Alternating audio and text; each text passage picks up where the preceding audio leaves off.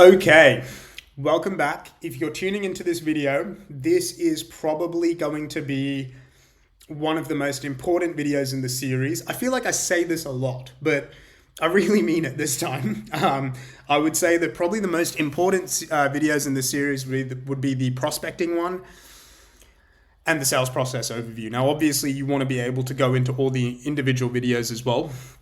You know, like, for example, how to run a discovery, that's really important. How to do a demo, that's really important. You know what? They're all really important. So just watch them all. Now, if you're tuning into this video, this is part of a broader series as I've titled the Mid-Market / Commercial Rep Readiness for Tech Sales. Now, why am I making this video? So many sales reps fuck their sales processes up, okay? Like, I have had the opportunity to work at Gartner, CrowdStrike, Zscaler. Like, that's like the freaking holy trinity of US tech companies. And what I have learned from working there is the reps that are successful, not all the reps there are successful, by the way. Like, no rep in every tech company is ever successful. There's always a small percentage that are doing really, really, really well. There's the average middle that managed to somehow hit their quota, and then there's a bunch of people that, you know, rarely hit their quota and often end up getting put on a performance plan, right? But the ones that are successful at all of these companies I've worked at always had a very good understanding of their sales process. And me personally, I was one of Gartner's global top reps for multiple quarters. I was consistently making my quota, overachieving my quota. I've gone to Gartner's Winners Circle. I've gone to their President's Club, which is like, you know, Winners Circle was kind of like if you were pretty good and you overachieved your quota. President's Club or Club 300, that was basically for like the top dogs. So I've been to all of these things. I've been one of the top reps at CrowdStrike in my team. What I can tell you is what really helped me succeed. And by the way, I've had my fair share of shit quarters as well. Okay, like I have missed quota a couple of times. I have had absolute stonkers where I've like, you know, committed like, you know, 300, 400, 500K to the business and then missed it by a mile. Like, I've had to recover my number multiple times. I've always come out on top, but along the way, I've definitely lost a couple of battles, right? So, what I have learned during my time selling in these companies is getting a fucking good understanding of sales process and knowing exactly where you are, and not just where you are, but sometimes you have to modify your sales process a little bit, right? You have to develop this intuitive feel for, is the customer ready to buy? And if they're not, then you got to understand, how do I take them over that hurdle? How do I qualify that and then take them over that hurdle with the right steps in the process? And that's when you become a truly dynamic seller. So in terms of the sales process itself, right? Now I'm going to cover two things here. Firstly, I'm going to talk about how do you create a sales process. Two, I'm going to give you a sales process, okay? This one, it freaking works, all right? This is the sales process that I used when I was at Gartner, and then I iterated it and improved it and added some things to it, and I took a lot of the stuff that I learned at CrowdStrike, added it in, and then found my own flavor of this. So I will share this with you, and I'm telling you, like, when I nailed this, I was printing money at CrowdStrike. For any of you that are in CrowdStrike that are watching this, go look up the APJ or the ANZ records. Like, I'm pretty sure a couple of my records are still there. Like, I use this to close one of the only 5-year deals, if not the only 5-year deal that was ever closed in APJ history with Chris O'Brien Lifehouse. So I'm telling you, this freaking process works. And I've used it to be massively successful in almost every role I've been at, right? So before I get into that, let's talk about creating a sales process. Now, the reason I'm sharing this with you is because you might be in a non-traditional role, right? So I'll give you an example. One of my friends works for a software reseller, and so they resell Netscope, and he was trying to figure out, what is my sales process? Like, I don't know what I'm actually doing. And I when I was speaking to him and giving him some advice, I looked at it and I said, dude, you're basically Netscope's outsourced BD arm, which means that your sales process looks like doing a really good discovery, qualifying if they have pain and urgency around their SASE capabilities. If they do, you will then basically run a soft demonstration for Netscope. And then you will go to the Netscope rep, secure a deal registration, which I'll get into later what a deal registration is. I mean, some of you might know it, some of you might not. But deal reg is basically when you as a reseller say that I have exclusive rights to getting that deal closed with a software vendor. Again, I won't explain the mechanics of this to you. And then his process involved getting the Netscope rep involved and then running a concurrent joint sales cycle with them to close. Now, some of you might be listening to that and going, what the fuck were you just talking about? What I basically just said there is, a short, simple version was he, in that situation, had to zoom out, map out his own sales process, and then understand when does he bring in the vendor rep, and then start running a joint sales motion. If you do not have the skill set and the ability to look at what is on the screen and figure out how do I architect my sales process with then adding some nuanced layers into it, then you're never going to know where you are, what you're doing, why you're selling something to them, like how are you selling it to them, what are you saying when, like all of these things start to make sense when you understand intuitively how to build a sales process. So let me try to impart some of that capability to you, and then we'll go into what that ideal commercial sales process looks like that has allowed me to print money and have a pretty damn good lifestyle because of it. Now, obviously, you start off by securing the meeting with some form of outbounding, no shit. Then what you want to do is establish pain and urgency.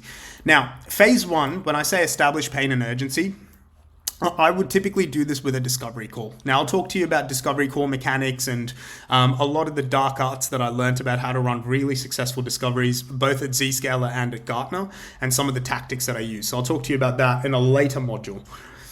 But the goal of this first phase is you want to find pain and urgency. What is pain? What is urgency? Very simple. Pain is the why anything. Okay, so why anything? Why are we fucking having this conversation? Why am I even chatting to you as a salesperson? Why anything is the pain. The pain is what is the critical challenges to that business that is causing them serious business impact that if they do not address will leave them in a shit place. Okay, so you need to be able to surface that pain and then press and hold on that pain. Incredibly important. Urgency is something that a lot of reps struggle with, right? And so there's a couple of different ways to get urgency out. One is natural urgency, meaning the customer has something that is imminent. They have to make something happen. They have to do something, right? So a good example for this is, the last deal that I closed, they had an audit. He had to hit a deadline for an audit. That is natural urgency. Another example of natural urgency is they might have a renewal. If they have a renewal, they have to hit a deadline, right? They have to get a new solution in before the renewal date is up. That's natural urgency. I'm going to try to edit that part out. I was just taking my gum out, so sorry if you saw me doing that. Or I might just keep it in because YOLO. But you got to find the pain and you got to find the urgency, right? So natural urgency. So you have the urgency that they have. Then there is the urgency that you can create. Now, how I talk about creating urgency is by using a very consultative approach. And I'll talk to you a little bit more when we get to the discovery section about how you could create urgency. But a good way that I like to create urgency is I'll basically say, if they genuinely, by the way, if the prospect genuinely refuses to admit that this is a problem that they have to solve and they're like, oh, look, we don't really need to worry about it, blah, blah, blah. What you can do is really press and hold on the impact of the pain. So you could say, hey, I understand that you've got a lot of other priorities. If I could just challenge that, and I'm curious to get your thoughts on this. A lot of organizations that maybe don't address this, right, or leave this a little too long, they do face some serious ramifications. They do face some serious risks. I'm curious, and then you can state what those risks are, and then you could say, look, I'm curious. Does that resonate with you? I mean, does it make sense to maybe look at bumping this up the priority list? right? So that's a way that you could maybe try to start to push some of that pain to drive some urgency. The last way, and this is my least favorite way to drive urgency, is artificial cliffs, artificial incentives. Hey, look, it's our end of quarter. You know, we would be looking at incentivizing anyone that wants to come on board, blah, blah, blah. I'm not saying that's a terrible way, but that's my least favorite way. I don't like to use that way to drive urgency. So anyways, what you want to do in this stage is find pain and establish urgency.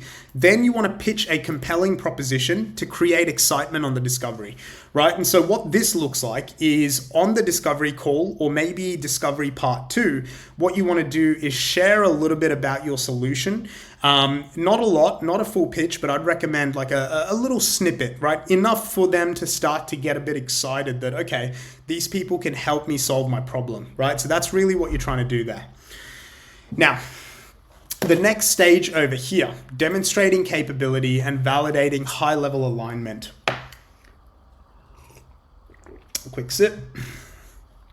So what we're doing in this stage over here is looking at how do we start to align our solution to the pain points that they shared, right? So if you're selling SaaS, if you're selling, technology, like actual software, then this is really straightforward. You're probably looking at a combination of a demo, or I will actually add in here,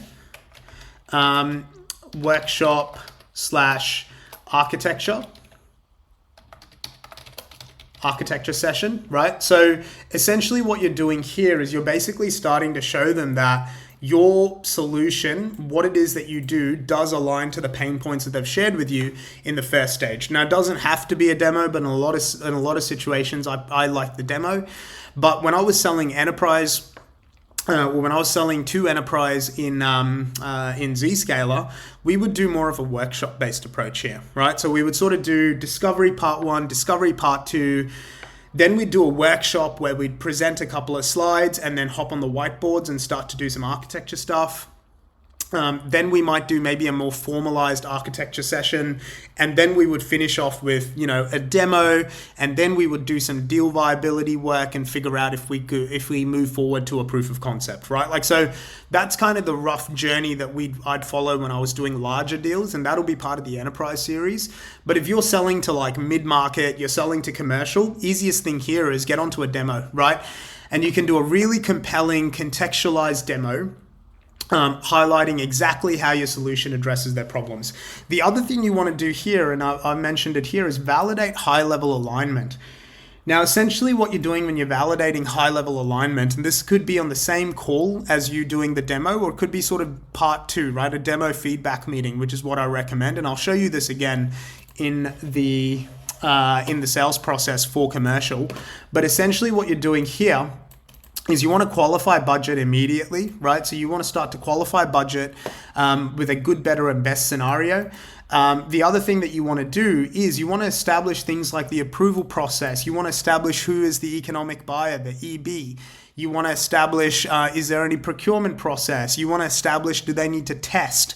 What does their testing look like? What are their testing timeframes? How many people will they be testing with? Meaning, is it just you, which very rarely it is. They're probably testing their incumbent solution as well as potentially you, and then as well as potentially a wildcard third option that they throw in there, right? Most organizations at that commercial level are usually testing 2 to 3 solutions. So you want to start to understand what that process looks like.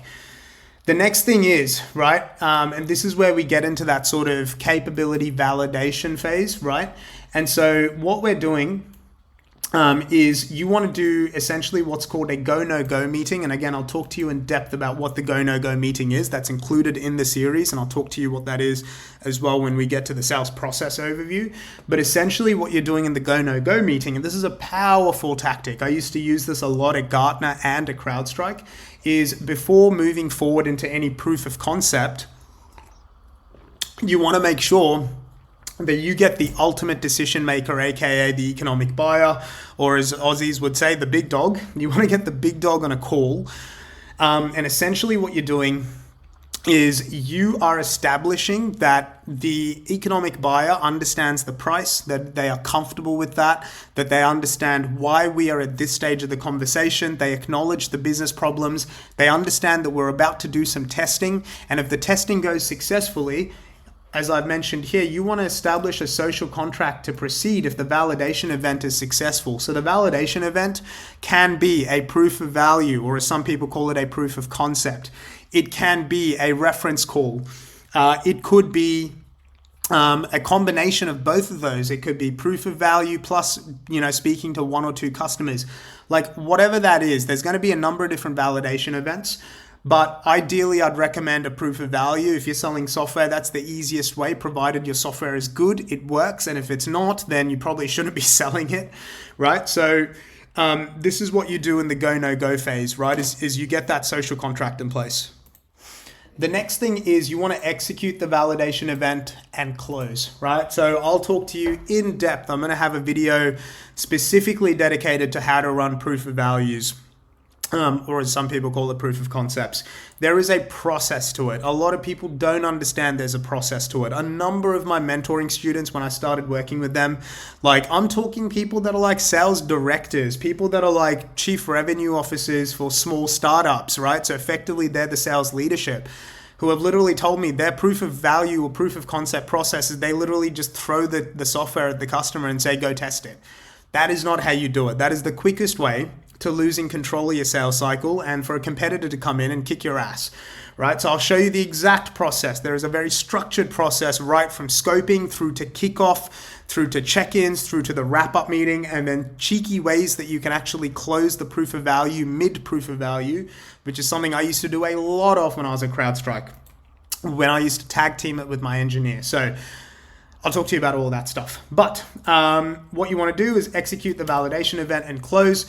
While this is concurrently happening, you also want to kick off the commercial process. A lot of sales reps get screwed by legal. A lot of them get screwed by, procurement, by not understanding how long it takes to get a deal done, and by not kicking off this process early enough, right? So I'll talk to you when we get into the sales process, and also when we get into like the details of each of these calls. I'll talk to you about how and when you start to kick these conversations off early, right? Which is incredibly important.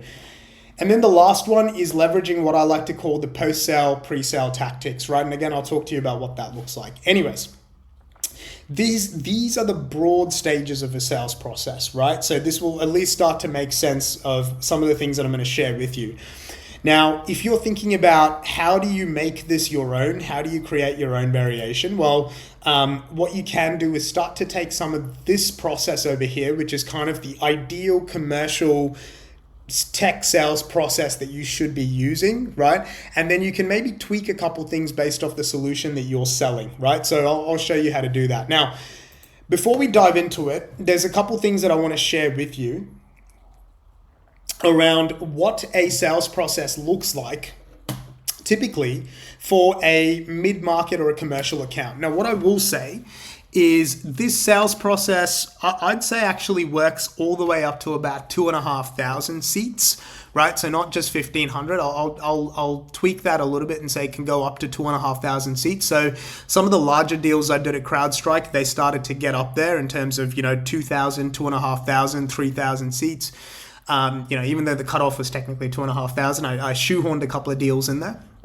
But typically the process, and I'm just going to walk you through a few of the characteristics and then we'll get into the process itself. But essentially there are usually multiple stakeholders involved, right? So usually there's a CIO, a head of infrastructure, a head of apps, head of IT operations, or a CISO. There's usually a few different people. They may be detractors within the group. You got to understand that there may be detractors within the group. So typically I define there's sort of 4 different personas. So you have a champion, you have a coach, you have detractors, and you have the economic buyer. And, your goal is to build as many champions. Your goal is to get access to the economic buyer. Your goal is to leverage the coaches for as much information as possible. And your goal is to figure out as quickly as possible who are the detractors, who are the people in there that really like, enemy solutions, and start to figure out if you can either flip them or throw them under the bus, right? But you got to start to figure this out pretty quickly. And we'll get into that a bit later. Your best bet, again, in a mid-market or a commercial account, go for the CIO, right? You want to be getting as senior into that account as possible, right? Worst case scenario, you end up speaking to a CIO referral. But I, again, maintain for a mid-market account, do not maintain a bottom-up approach. Do not go for junior people. It's a total waste of time, all right? I've seen a lot of people that I've worked with in the past try to go for this bottom-up approach, and it's just a total waste of time because you're dealing with like mid-managers, you're dealing with junior people that just, they just can't do shit. They just can't make shit happen. It's a total waste of time. The secret to mid-sized accounts or mid-market accounts is what I like to call slowing down to speed up. And I'll show you this in the sales process, because when you slow down at the start to speed up later, it reduces lag in your sales process, right? It reduces the likelihood of you getting to the latter stages of your sales process, and then suddenly they're like coming out with questions that you should have isolated and gotten out of the way earlier, right? They're like, oh, we just don't think the price is actually right. Oh, we just don't think we actually need this right now. Like, you want to be isolating and inoculating against objections early. You want to be asking the hard questions early. When you don't ask the hard questions early, you get stung at the latter stages of your sales cycle because you haven't done the work. Okay, so I'll show you how to get around that. Now, as a sales rep, this is what you want to be doing. You have to do sufficient discovery to find genuine burning pain and establish urgency, right? Which is a possible time frame, a genuine time frame. You need to build genuine champions through well-crafted demos. Dude, you got to win people over, right? So when you have really good discovery, you find all the pain, then you do well-crafted demos, you start to flip people into champions. They go from curious, not sure, potential champions to realizing that your solution's really damn good and it solves their problem, which is why you want to focus on the pain. When you focus on the pain, you show them how to solve their pain. It doesn't matter about your broader solution. They look at you and go, your solution solves my problem. I don't care about, XYZ competitor who says they can do everything. I don't need everything done. I just need to have my pain solved, right? So it's so important that you have well-crafted demos to create high levels of desire. Then you want to be qualifying project viability early, project status, budget, evaluation process, target go live dates. You need to do all of this stuff so you can forecast the deal. A lot of mid-market and commercial account executives fuck this up. And so what happens is you start forecasting deals that shouldn't be forecasted. I have seen so many reps get absolutely shredded, right, during my time selling. When your managers just start asking those questions, they're like, why are they buying? What pain are they trying to solve? Why do they want to do it by that date? What's their process? Are they testing other competitors? And then you just see reps melt. They're like, oh God, I haven't answered any of these questions. I haven't figured out any of these questions. And then your deal, it just isn't worth forecasting, and your manager starts to lose faith in your ability to sell, right? Which is a bad place to be. Engage the economic buyer before the validation event. For Christ's sakes, right? I've seen so many reps, and I've been guilty of this when I was a much younger salesperson, where I didn't get access to the economic buyer. And so I'm just flying blind. I'm throwing resources at the customer and the prospect, trying to get them to see the value. But the reality is there's someone 2 levels above them that could just say, no, we're not doing this, right? And that's a bad position to be in when you're trying to make your quota. The next thing is you want to kick off any legal and commercial internal process on the customer side prior to the validation event. Right? Again, this is something that you want to start early, because if there's a legal redlining, if they're going to go through your terms and conditions and start to mark stuff out, I've had this happen. I've had big fat deals get stuck in legal for a month and a half, months, 2-3 months. It's not a pretty place to be, and it can screw your quarter up. So get this process started early. And the last thing is get the deal as close as possible to closing before kicking off the POV, right? You want to do all of the groundwork as, in the early part of the sales cycle, so that by the time you get to the proof of value, you've done a lot of that work and you're not sitting there, dilly-dallying and wasting time. So without further ado, let's dive into the sales process and the components of the sales process, and let me walk you through what's going on over here.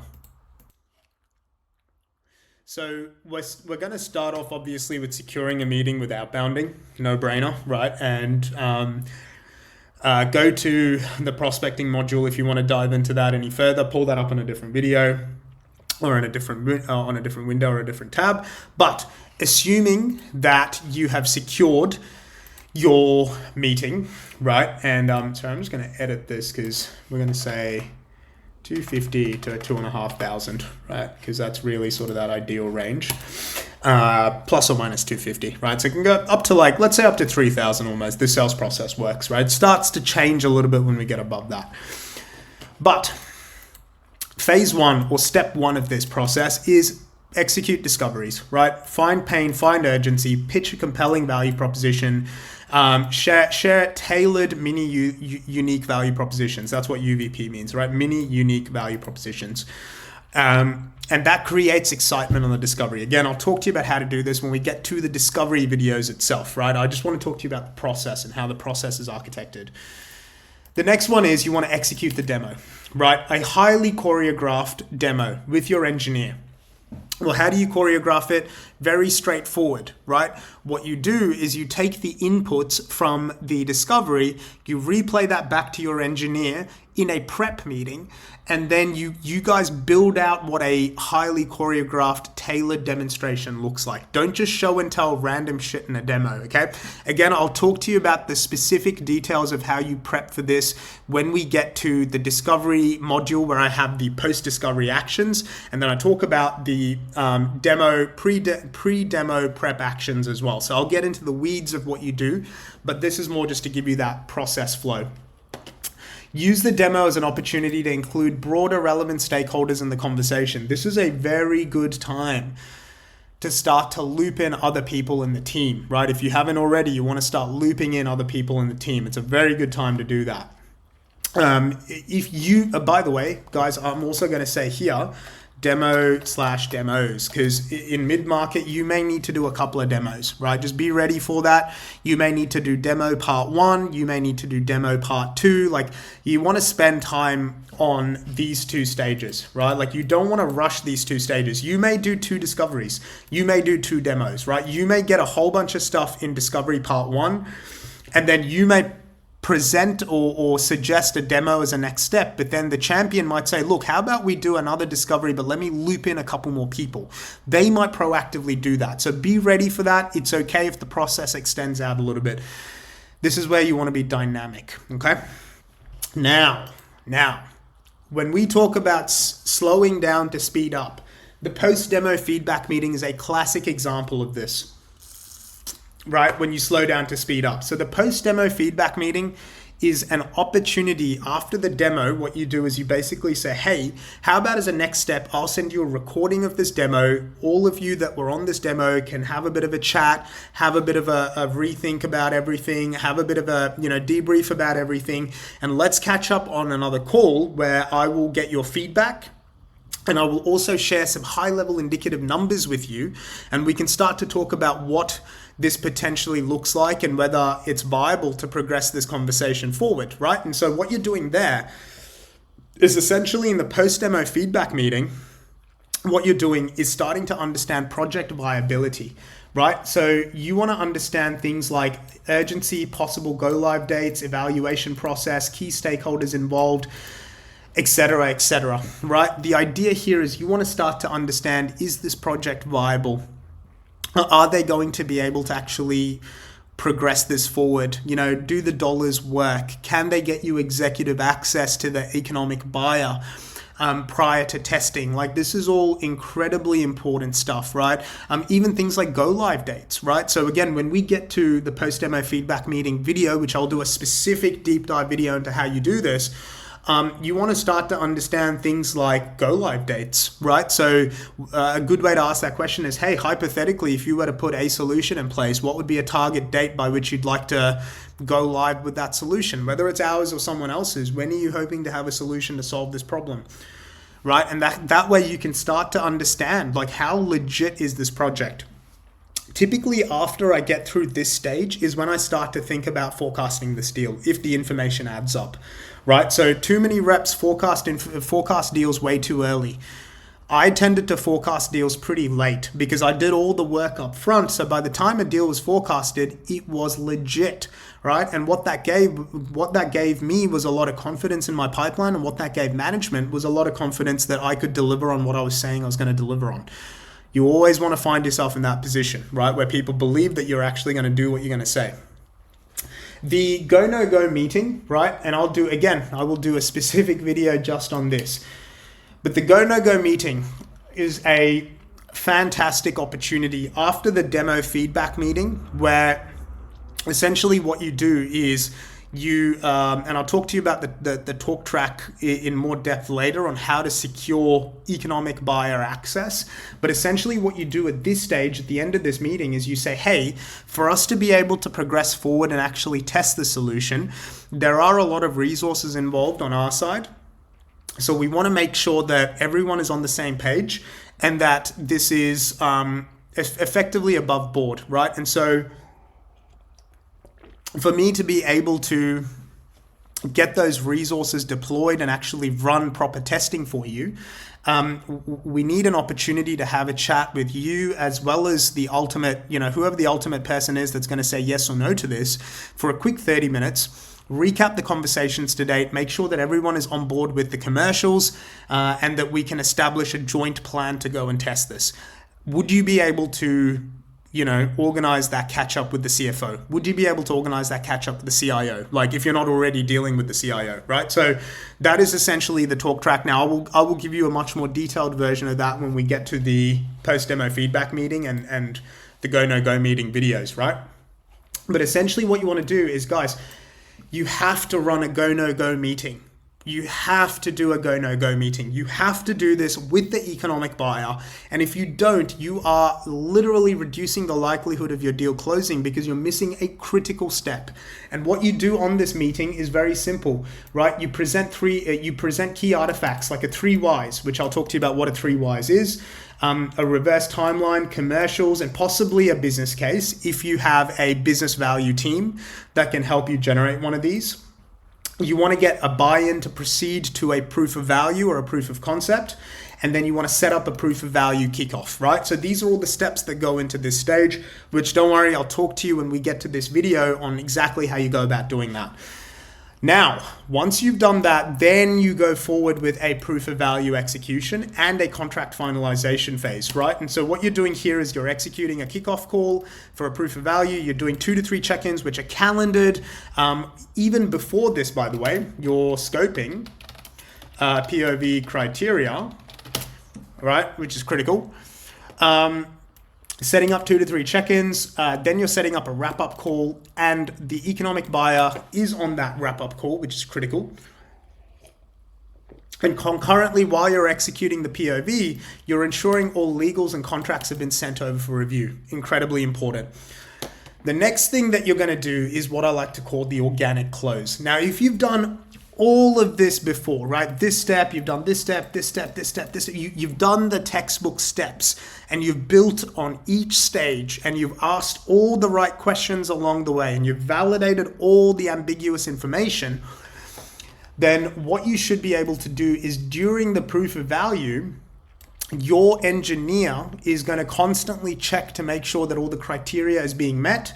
If all the criteria is being met, and keeping in mind, you've already sent the legals and you've already sent the contracts before the proof of value starts, then if all the criteria is being met, then what you can do is organically close the deal before the end of the proof of value, right? And I've done this so many times. All you have to do is your engineer just needs to ask the question, hey, we've ticked off all this criteria. You guys seem to be pretty happy. Should we move this into a production environment? That's the question, right? And then your champion and your technical team is hopefully going to say, yep, we're pretty happy with the solution. It is the best solution, and we're happy to move forward. Now, they may not say that. They may say, look, we need to continue testing. We need to do the formal